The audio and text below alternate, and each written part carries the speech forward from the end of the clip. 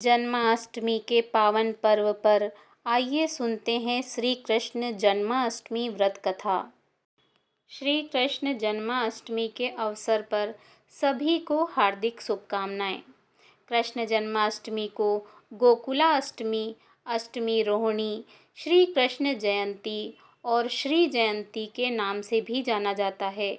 इस दिन अर्धरात्रि में अष्टमी तिथि और रोहिणी नक्षत्र के संयोग में भगवान श्री कृष्ण जी का जन्म हुआ था, तो उसी दिन को जन्मोत्सव के रूप में मनाया जाता है। भगवान श्री हरि विष्णु के अवतार माने जाने वाले प्रभु भगवान श्री कृष्ण का हिंदू धर्म में बहुत ही बड़ा महत्व है। भगवान श्री कृष्ण जन्माष्टमी भादव मास के कृष्ण पक्ष की अष्टमी तिथि को मनाई जाती है। भगवान श्री कृष्ण जन्माष्टमी के दिन सबसे पहले सुबह उठकर ओम नमो भगवते वासुदेवाय नमः का मन ही मन जाप करना चाहिए। इसके बाद में स्नान करके सूर्य देव को जल अर्पित करना चाहिए। इसके बाद घर के मंदिर की साफ सफाई कर बाल स्वरूप लड्डू गोपाल की मूर्ति को स्थापित करें और उसे गंगा जल डालकर शुद्ध करना चाहिए। इसके बाद में अशोक की पत्ती, फूल माला, सुगंध इत्यादि चीज़ों से मंदिर को सजाना चाहिए और साथ ही लड्डू गोपाल के पास छोटे छोटे खिलौने भी रखने चाहिए और पालना भी लगाना चाहिए। प्रसन्न मन के साथ भगवान श्री हरि का कीर्तन करें और व्रत रखें। संभव हो तो निराहार अथवा फल आहार व्रत रखें और फिर शाम के समय भजन कीर्तन करें, पूजन करें और अर्धरात्रि को जब भगवान श्री कृष्ण का जन्म हो जाता है तो सबसे पहले थाली बजाएं। उसके बाद में भगवान श्री कृष्ण को पंचामृत से स्नान कराएं। प्रभु को पकवान, माखन, मिश्री आदि चीज़ों का भोग लगाना चाहिए। साथ में तुलसी दल भी अवश्य अर्पित करें। अपने परिवार की सुख शांति की मंगल कामना करें और फिर उस प्रसाद को घर के लोगों में और अपने आस पड़ोस में वितरण कर दें। मान्यता है कि जन्माष्टमी पर श्री कृष्ण के बाल स्वरूप की पूजा करने से हर दुख, दोष और दरिद्रता दूर हो जाती है और भगवान श्री कृष्ण के आशीर्वाद से घर में सुख समृद्धि का आगमन होता है। आइए सुनते हैं जन्माष्टमी व्रत की पावन कथा। इंद्र ने कहा, हे मुनियों में श्रेष्ठ, सभी शास्त्रों के ज्ञाता, हे देव, व्रतों में उत्तम उस व्रत को बताइए जिस व्रत से मनुष्यों को मुक्ति लाभ प्राप्त हो और उस व्रत से प्राणियों को भोग व मोक्ष भी प्राप्त हो जाए। इंद्र की बातों को सुनकर नारद जी ने कहा, त्रेता युग के अंत में और द्वापर युग के प्रारंभ समय में निंदित कर्म को करने वाला कंस नाम का एक अत्यंत पापी दैत्य हुआ। उस दुष्ट व दुराचारी कंस की देवकी नाम की एक सुंदर बहन थी। देवकी के गर्भ से उत्पन्न 8वां पुत्र कंस का वध करेगा। नारद जी की बातें सुनकर इंद्रदेव ने कहा, उस दुराचारी कंस की कथा का विस्तार पूर्वक वर्णन कीजिए। क्या यह संभव है कि देवकी के गर्भ से उत्पन्न 8वां पुत्र अपने मामा कंस की हत्या करेगा? देवराज इंद्र की संदेह भरी बातों को सुनकर नारद जी ने कहा, हे अदिति पुत्र इंद्र, एक समय की बात है, उस दुष्ट कंस ने एक ज्योतिषी से पूछा, मेरी मृत्यु किस प्रकार और किसके द्वारा होगी?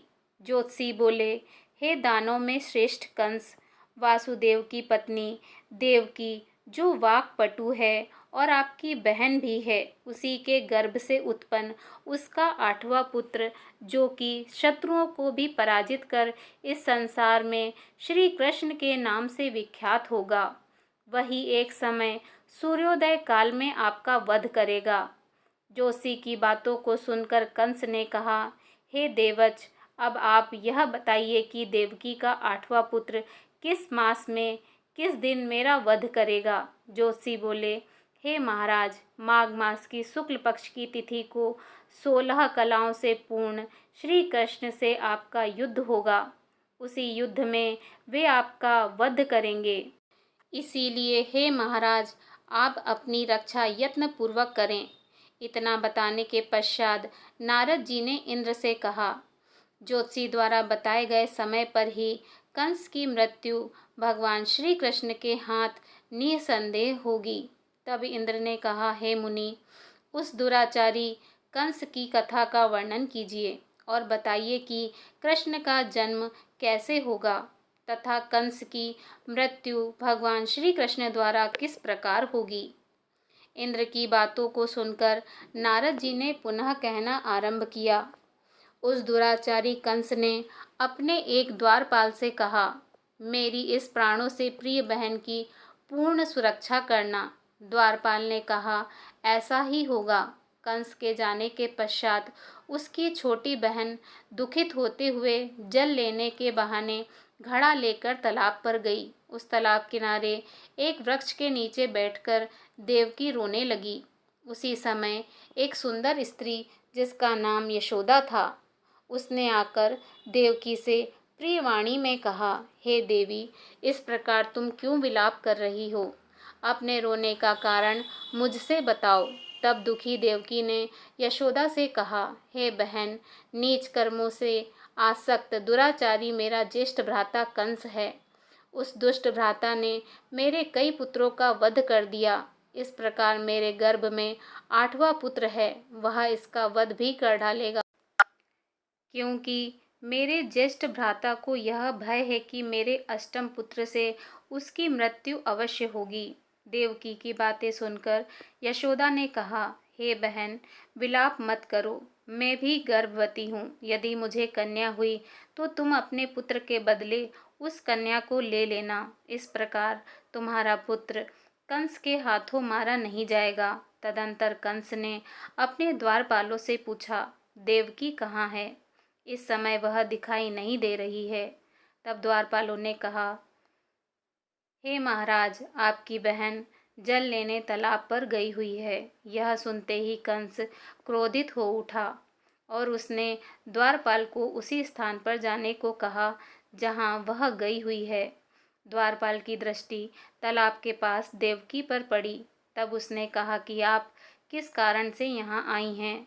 उसकी बातें सुनकर देवकी ने कहा कि मेरे घर में जल नहीं था, मैं जल लेने जलाशय पर आई हूँ। इसके पश्चात देवकी अपने घर को चली गईं। कंस ने पुनः द्वारपाल से कहा कि इस घर में मेरी बहन की तुम पूर्णतः रक्षा करो।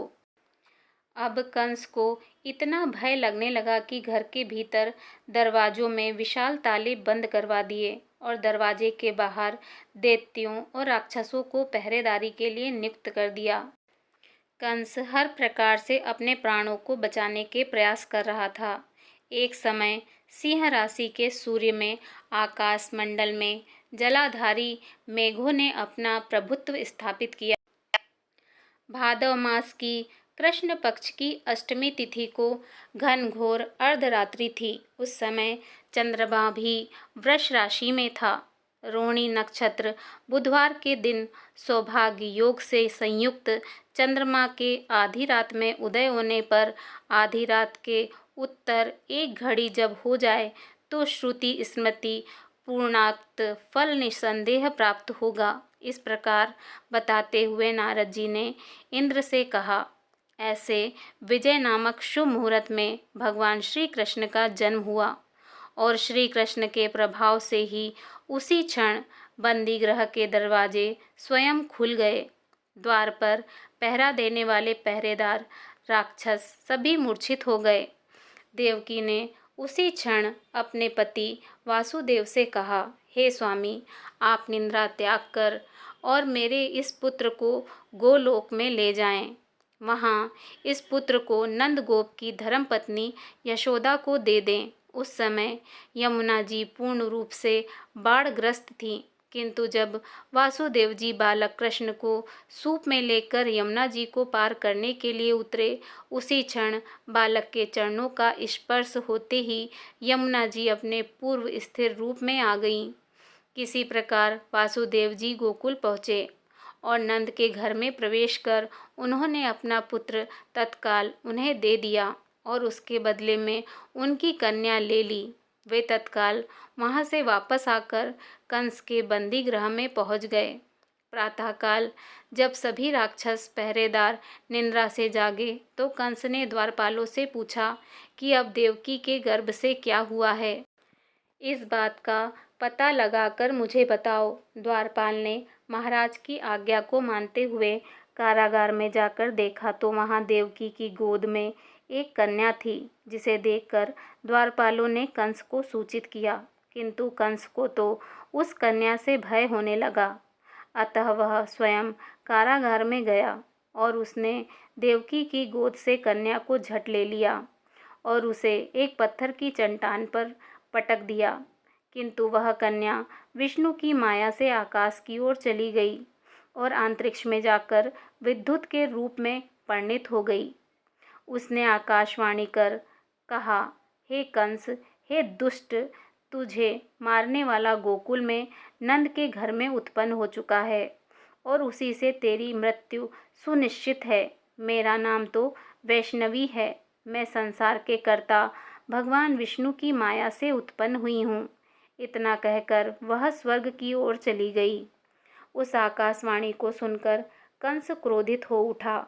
उसने नंद के घर में पूतना राक्षसनी को कृष्ण का वध करने के लिए भेजा, किंतु जब वह राक्षसी कृष्ण को स्तनपान कराने लगी तो कृष्ण ने उसके स्तन से उसके प्राणों को खींच लिया और वह राक्षसी कृष्ण कृष्ण कहते हुए मृत्यु को प्राप्त हुई। जब कंस को पूतना की मृत्यु का समाचार प्राप्त हुआ तो उसने कृष्ण के वध करने के लिए क्रमशः केशकी नामक दैत्य को अश्व के रूप में, उसके पश्चात अरिष्ट नामक दैत्य को बैल के रूप में भेजा, किंतु ये दोनों ही कृष्ण के हाथों मृत्यु को प्राप्त हुए। इसके पश्चात कंस ने कालाख्य नामक दैत्य को कौवे के रूप में भेजा, किंतु वह भी भगवान कृष्ण के हाथों मारा गया। अपने बलवान राक्षसों की मृत्यु के आघात से कंस अत्यधिक भयभीत हो गया। उसने द्वारपालों को आज्ञा दी कि नंद को तत्काल मेरे समक्ष उपस्थित करो। द्वारपाल नंद को लेकर जब उपस्थित हुए तब कंस ने नंद से कहा कि यदि तुम्हें प्राणों को बचाना है तो पारिजात के पुष्प ले आओ। यदि तुम नहीं लाए तो मैं तुम्हारा वध निश्चित करूँगा। कंस की बातों को सुनकर नंद ने ऐसा ही होगा कहा और अपने घर की ओर चले गए। घर आकर उन्होंने संपूर्ण वृत्तांत अपनी पत्नी यशोदा को सुनाया, जिसे भगवान श्री कृष्ण भी सुन रहे थे।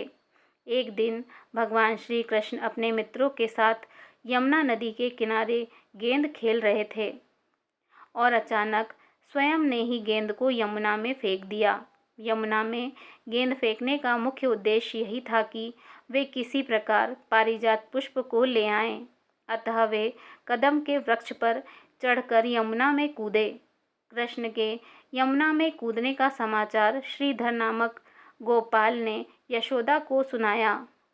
यह सुनकर यशोदा भागती हुई यमुना नदी के किनारे आ पहुंची और उसने यमुना नदी की प्रार्थना करते हुए कहा कि हे यमुना, यदि मैं बालक को देखूंगी तो भाद्रपद मास की रोहिणी युक्त अष्टमी का व्रत अवश्य करूंगी, क्योंकि दया दान सज्जन प्राणी ब्राह्मण कुल में जन्म, रोहिणी युक्त अष्टमी, गंगाजल एकादशी, गया श्राद्ध और रोहिणी व्रत ये सभी दुर्लभ हैं।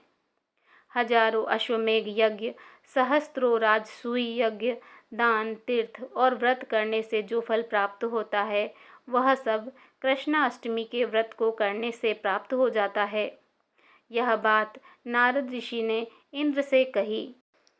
देवराज इंद्र ने कहा, हे मुनियों में श्रेष्ठ नारद, यमुना नदी में कूदने के बाद उस बालक रूपी कृष्ण ने पाताल में जाकर क्या किया, यह संपूर्ण वृत्तांत भी बताइए। नारद जी ने कहा, हे देवराज इंद्र, पाताल में उस बालक से नागराज की पत्नी ने कहा कि तुम यहाँ पर क्या कर रहे हो, कहाँ से आए हो और यहाँ आने का क्या प्रयोजन है।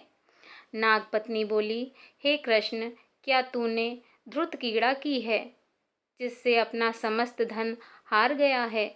यदि यह बात ठीक है तो कंकड़, मुकुट और मणियों का हार लेकर अपने घर को चले जाओ, क्योंकि इस समय मेरे स्वामी शयन कर रहे हैं। यदि वे उठ गए तो वे तुम्हारा भक्षण कर जाएंगे। नाग की पत्नी की बातें सुनकर कृष्ण ने कहा, हे कांते, मैं किस प्रयोजन से यहाँ आया हूँ, यह वृत्तांत मैं तुम्हें बताता हूँ। समझ लो, मैं कालिए नाग के मस्तक को कंस के साथ द्यूत में हार चुका हूँ और वही लेने में यहाँ आया हूँ। बालक कृष्ण की इस बात को सुनकर नाग पत्नी अत्यंत क्रोधित हो उठी और अपने सोए हुए पति को उठाते हुए उनसे कहा, हे स्वामी, आपके घर यह शत्रु आया है, अतः आप इसका हनन कीजिए। अपनी स्वामिनी की बातों को सुनकर कालिया नाग निद्रावस्था से जाग पड़ा और बालक कृष्ण से युद्ध करने लगा। इस युद्ध में भगवान कृष्ण को मूर्छा आ गई। उसी मूर्छा को दूर करने के लिए उन्होंने गरुण का स्मरण किया। स्मरण होते ही गरुण वहां आ गए। भगवान श्री कृष्ण अब गरुण पर चढ़कर कालिया नाग से युद्ध करने लगे और उन्होंने कालिया नाग को युद्ध में पराजित कर दिया। अब कालिया नाग ने भली भांति जान लिया था कि मैं जिनसे युद्ध कर रहा हूँ वे भगवान विष्णु के अवतार श्री कृष्ण ही हैं।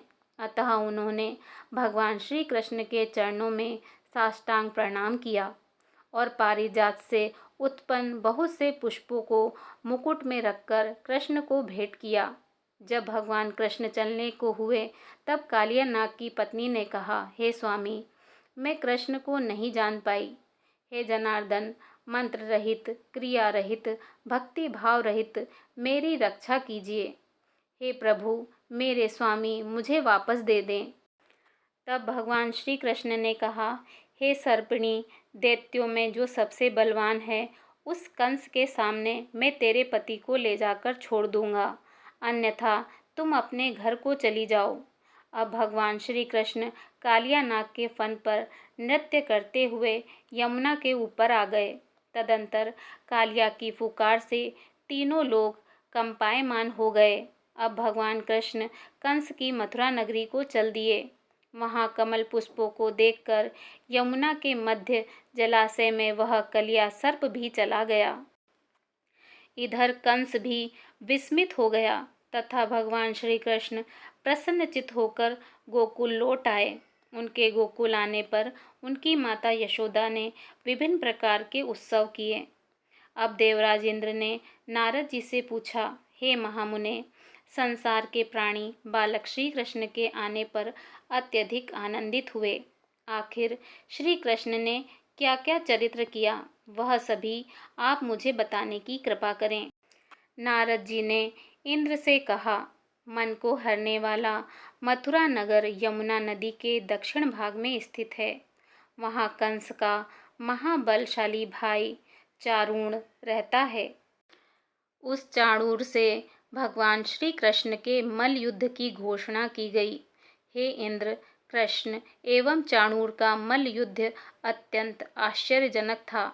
चाणूर की अपेक्षा कृष्ण बाल रूप में थे। भेरी, शंख और मृदंग के शब्दों के साथ कंस और केशी इस युद्ध को मथुरा की जनसभा के मध्य में देख रहे थे।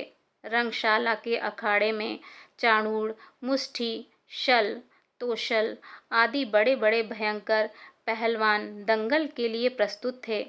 महाराज कंस अपने बड़े बड़े नागरिकों तथा मित्रों के साथ उच्च मंच पर विराजमान था। रंगशाला में प्रवेश करते ही भगवान श्री कृष्ण ने अनायास ही धनुष को अपने बाएं हाथ में उठा लिया। पलक झपकते ही सबके सामने उसकी डोरी चढ़ा दी तथा डोरी को ऐसे खींचा कि वह धनुष भयंकर शब्द करते हुए टूट गया। धनुष की रक्षा करने वाले सैनिकों को दोनों भाइयों ने ही मार गिराया। कुवल्या पीड़ का वध कर श्री कृष्ण ने उसके दोनों दांतों को उखाड़ लिया और उससे महावत एवं अनेक दुष्टों का संहार किया। कुछ सैनिक भाग खड़े हुए और महाराज कंस को सारी सूचना दी। तो कंस ने क्रोध से दांत पीसते हुए चारूण मुष्टि को शीघ्र ही दोनों बालकों का वध करने के लिए इंगित किया। इतने में भगवान श्री कृष्ण एवं बलदेव अपने अंगों पर खून के छींटे धारण किए हुए हाथी के विशाल दांतों को अपने कंधे पर धारण कर सिंहाशावक की भांति मुस्कुराते हुए अखाड़े के समीप पहुँचे। चारूण और मुष्टिक ने उन दोनों भाइयों को मल्ल युद्ध के लिए ललकारा। नीति विचारक श्री कृष्ण ने अपने समान आयु वाले मल्लों से लड़ने की बात कही, किंतु चारूण ने श्री कृष्ण को और मुष्टिक ने बलराम जी को बड़े दर्प से महाराज कंस का मनोरंजन करने के लिए ललकारा। श्री कृष्ण बलराम तो ऐसा ही चाहते थे। इस प्रकार मल्ल युद्ध आरंभ हो गया। वहां पर बैठी हुई पुर स्त्रियां उस अनीतिपूर्ण मल्ल युद्ध को देखकर वहां से उठकर चलने को उद्यत हो गईं। भगवान श्री कृष्ण की रूप माधुरी का दर्शन करके कहने लगी, अहो, सच पूछो तो ब्रजभूमि ही परम पवित्र और धन्य है। महापरम पुरुषोत्तम मनुष्य के वेश में छिपकर रहते हैं। देवादिदेव महादेव शंकर और लक्ष्मी जी जिनके चरण कमलों की पूजा करती हैं, वे ही प्रभु वहाँ रंग बिरंगे पुष्पों की माला धारण कर गौओं के पीछे पीछे सखाओं और बलराम जी के साथ बांसुरी बजाते और नाना प्रकार की क्रीड़ाएं करते हुए आनंद से विचरण करते हैं। श्री कृष्ण की इस रूप मधुरिमा का आस्वादन केवल ब्रजवासियों एवं विशेषकर गोपियों के लिए ही सुलभ है। वहाँ के मयूर, शूक, सारी गौवें, बछड़े तथा नदियाँ भी सभी धन्य हैं। वे स्वच्छंद रूप से श्री कृष्ण की विविध प्रकार की माधुर्यों का पान करके निहाल हो जाते हैं। अभी वे ऐसी चर्चा कर ही रही थी कि श्री कृष्ण ने चारूण और बलराम जी ने मुष्टि को पछाड़कर उनका वध कर दिया। तदंतर कूट, शल, तोशल आदि भी मारे गए। इतने में कंस ने क्रोधित होकर श्री कृष्ण, बलदेव और नंद वसुदेव सबको बंदी बनाने के लिए आदेश दिया, किंतु सबके देखते ही देखते बड़े वेग से उछलकर श्री कृष्ण उसके मंच पर पहुंच गए और उसकी चोटी पकड़कर नीचे गिरा दिया तथा उसकी छाती के ऊपर कूद गए, जिससे उसके प्राण पखेरु उड़ गए। इस प्रकार सहज ही कंस मारा गया। श्री कृष्ण ने रंगशाला में अनुचरों के साथ कंस का उद्धार किया। कंस से पूजित शंकर जी इस रंग को देखकर कृत्य कृत्य हो गए, इसलिए उनका नाम श्री रंगेश्वर हुआ। यह स्थान आज भी कृष्ण की इस रंगमयी लीला की पताका फहरा रहा है। श्रीमद् भागवत के अनुसार तथा श्री विश्वनाथ चक्रवर्ती पाद के विचार से कंस का वध शिवरात्रि के दिन हुआ था, क्योंकि कंस ने अक्रूर को एकादशी की रात अपने घर बुलाया था तथा उनसे मंत्रणा की थी कि श्री कृष्ण ने अपने पैरों को चारूण के गले में फंसाकर उसका वध कर दिया। चारूण की मृत्यु के पश्चात उनका मल्ल युद्ध कैसी के साथ हुआ। हे इंद्र, उसी क्षण श्री कृष्ण ने गरुण, बलराम तथा सुदर्शन चक्र का ध्यान किया, जिसके परिणाम स्वरूप बलदेव जी सुदर्शन चक्र लेकर गरुण पर आरूढ़ होकर आए। उन्हें आता देख बालक कृष्ण ने सुदर्शन चक्र को उनसे लेकर स्वयं गरुण की पीठ पर बैठकर न जाने कितने ही राक्षसों और दैत्यों का वध कर दिया, कितनों के शरीर अंग भंग कर दिए। इस युद्ध में श्री कृष्ण और बलदेव ने असंख्य दैत्यों का वध किया। बलराम जी ने अपने आयुध शस्त्र हल से और श्री कृष्ण जी ने सुदर्शन चक्र से माघ मास की शुक्ल पक्ष की सप्तमी को विशाल दैत्यों के समूह का सर्वनाश किया। जब अंत में केवल दुराचारी कंस ही बच गया, तो श्री कृष्ण ने कहा, हे दुष्ट अधर्मी दुराचारी, अब मैं इस महायुद्ध स्थल पर तुझसे युद्ध कर तेरा वध कर इस संसार को तुझसे मुक्त कराऊंगा। यह कहते हुए भगवान श्री कृष्ण ने उसके केसों को पकड़ लिया और कंस को घुमाकर पृथ्वी पर पटक दिया, जिससे वह मृत्यु को प्राप्त हुआ। कंस के मरने पर देवताओं ने शंख घोष व पुष्प वृष्टि की। वहां उपस्थित समुदाय श्री कृष्ण की जय जयकार कर रहा था। कंस की मृत्यु पर नंद, देवकी, वसुदेव, यशोदा और इस संसार के सभी प्राणियों ने हर्ष पर्व मनाया। इस कथा को सुनने के पश्चात इंद्र ने नारद जी से कहा, हे ऋषि, इस कृष्ण जन्माष्टमी का पूर्ण विधान बताइए एवं इसके करने से क्या पुण्य प्राप्त होता है, इसे करने की क्या विधि है। नारद जी ने कहा, हे इंद्र, भाद्रपद मास की कृष्ण जन्माष्टमी को इस व्रत को करना चाहिए। उस दिन ब्रह्मचर्य आदि नियमों का पालन करते हुए भगवान श्री कृष्ण का स्थापन करना चाहिए। सर्वप्रथम श्री कृष्ण की मूर्ति स्वर्ण कलश के ऊपर स्थापित कर चंदन, धूप, पुष्प, कमल पुष्प आदि से श्री कृष्ण प्रतिमा को वस्त्र से वेष्टित कर विधि पूर्वक अर्चन करें। गुर्जी, छोटी पीतल और सोंठ को श्री कृष्ण के आगे अलग अलग रखें। इसके पश्चात भगवान विष्णु के 10 रूपों को देवकी सहित स्थापित करें।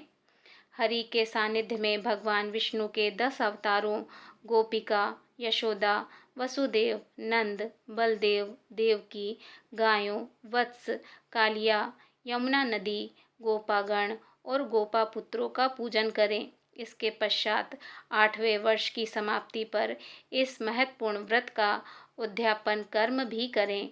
यथाशक्ति विधान द्वारा श्री कृष्ण की स्वर्ण प्रतिमा बनाएं। इसके पश्चात मत्स्य कुर्म इस मंत्र द्वारा अर्चनादि करें।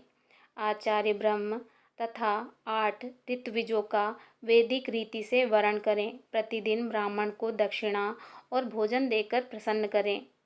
पूर्ण विधि: उपवास की पूर्व रात्रि को हल्का भोजन करें और ब्रह्मचर्य का पालन करें। उपवास के दिन प्रातःकाल स्नान आदि नित्य कर्मों से निवृत्त हो जाएं। उसके पश्चात सूर्य, सोम, यम, काल, संधि, भूत, पवन, दिक्पाल, भूमि, आकाश, खेचर, अमर और ब्रह्मा आदि को नमस्कार कर पूर्व या उत्तर मुख में बैठें। इसके बाद जल, फल, कुश और गंध लेकर संकल्प लें। मम खिल पाप प्रशनम पूर्वक सर्वाभीष्ट सिद्ध्ये श्री कृष्ण जन्माष्टमी व्रत महम करिष्ये। अब मध्याह्न के समय काले तिलों के जल से स्नान कर देवकी जी के लिए सूती का ग्रह नियत करें। तत्पश्चात भगवान श्री कृष्ण की मूर्ति या चित्र स्थापित करें।